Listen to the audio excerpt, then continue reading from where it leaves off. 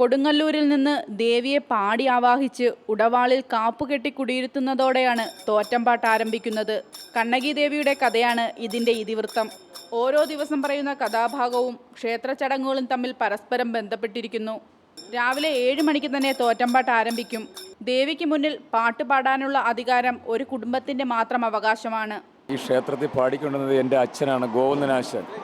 ഗോവിന്ദനാശൻ്റെ തലമുറകൾ പാടിക്കൊണ്ടിരുന്ന പാട്ട് ഗോവിന്ദനാശൻ്റെ മരണശേഷം അദ്ദേഹത്തിൻ്റെ മകനായ മധുവിന് ക്ഷേത്ര ട്രസ്റ്റ് ആ പാരമ്പര്യം നിലനിർത്താൻ വേണ്ടി ഏൽപ്പിക്കുകയും ആ ഉത്തരവാദിത്തം ഏറ്റെടുത്തും കൊണ്ട് ക്ഷേത്രത്തിൽ ഉത്സവത്തിന് 41 ദിവസത്തെ വ്രതമെടുത്താണ് ക്ഷേത്രത്തിൽ കയറുന്നത്. 10ൻ്റെ അന്ന് ദേവിയെ ഞങ്ങൾ പാടി ഉടവാളിൽ നിന്ന് കാപ്പഴിച്ച് കുടിയിളക്കി കൊടുങ്ങല്ലൂർ കൊണ്ടുവന്ന് അമ്മയെ സങ്കല്പിച്ച് അവിടെയാക്കും. എൻ്റെ അച്ഛൻ്റെ തലമുറകൾ പാടിക്കൊണ്ടിരിക്കുന്ന പാട്ടാണ്. ആ പാരമ്പര്യം ഇന്നും നിലനിന്ന് പോകുന്നു. പറഞ്ഞു കേട്ടാണ് പാട്ട് പഠിക്കേണ്ടത്. ഇത് പഠിക്കാൻ പ്രത്യേക ഗ്രന്ഥങ്ങളില്ല. അതുപോലെ മറ്റൊരിടത്തും ഇവ പാടിക്കൊണ്ട് നടക്കാനും പാടില്ല. ആറ്റുകാൽ ക്ഷേത്രത്തിൽ പൊങ്കാലയോടനുബന്ധിച്ച് നടക്കുന്ന ഏറ്റവും പ്രധാനപ്പെട്ട ചടങ്ങാണിത്. കാപ്പുകെട്ടി ദേവിയെ കുടിയിരുത്തുന്നതോടെയാണ് തോറ്റമ്പാട്ട് ആരംഭിക്കുന്നത്.